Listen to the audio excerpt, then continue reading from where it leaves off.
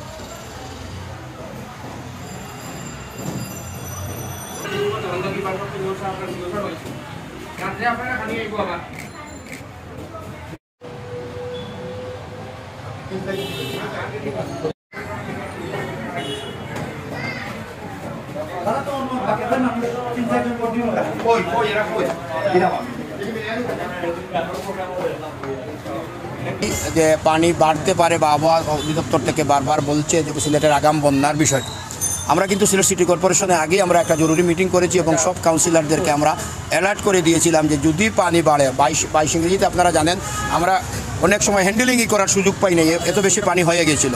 এই 22 ইংরেজির বিষয়টা আমরা মাথায় রেখে আমরা সব কাউন্সিলরদেরকে নিয়ে বসে আমাদের সিলেট সিটি কর্পোরেশনের সিও সাহেব সহ বাকি যে ঊর্ধ্বতন কর্মকর্তারা ছিলেন তাদেরকে নিয়ে বসে আমরা জরুরি মিটিং করেছি এবং পানি বাড়ার সাথে সাথে যেসব প্রবলেম সৃষ্টি হয় এগুলো মাথায় রেখেই আমরা আমাদের কাউন্সিলরদেরকে বলেছিলাম যদি মানুষজন পানির নিচে চলে যায়, ঘরবাড়ি পানির নিচে চলে যায়, সাথে সাথে আমরা আশ্রয় কেন্দ্রের ব্যবস্থা করব। সেই হিসাবে আমরা নির্দেশনা দিয়ে রেখেছিলাম প্রত্যেক কাউন্সিলরই প্রত্যেক ওয়ার্ডে যেসব উঁচু এলাকা আছে উঁচু এলাকাগুলো আশ্রয় কেন্দ্রের চিন্তাভাবনা করে মাথায় রাখার একটা ব্যবস্থা আমরা করে দিয়েছিলাম। পরের দিন সকালে যখন পানি বেড়ে গেল আমরা সাথে সাথে যেসব আশ্রয় কেন্দ্র আপনারা এই কিশোরগঞ্জ যেটা এখন দেখলাম এটাই আমাদের ফার্স্ট আশ্রয় কেন্দ্র, এখানে সাথে সাথে আমরা মানুষ এলাকা থেকে আনার ব্যবস্থা করেছি।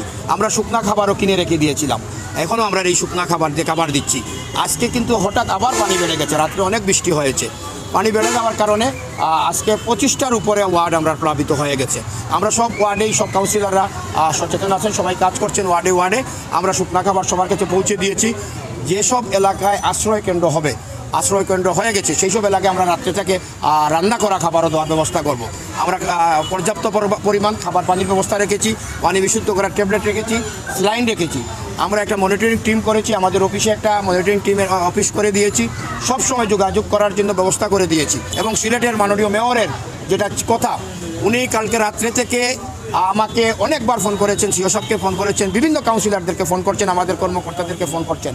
রাত্রে আমার মনে হয় 1 সেকেন্ডও উনি ঘুমান নাই। ওনার কথা হচ্ছে যে আমরা সিটি কর্পোরেশনের যেসব এলাকায় পানিবন্দী মানুষের কোনো ধরনের কোনো সমস্যা হবে না, যা প্রয়োজন উনি বলেছেন, যা প্রয়োজন আপনারা খেয়াল করেন এবং মানুষদের সহায়তা করেন। তো আমরা আপনাদের মাধ্যমে আমরা সব সিলেট সিটি কর্পোরেশন বিভিন্ন ওয়ার্ডের যারা পানিবন্দী আছেন সবাইকে আমরা বলতে চাই এইটা পানি এসেছে 2-1 দিন মধ্যে নেমে যাবে বৃষ্টি না হলে, বাট ঘাবড়ানোর ভয় পাওয়ার কিছু নাই।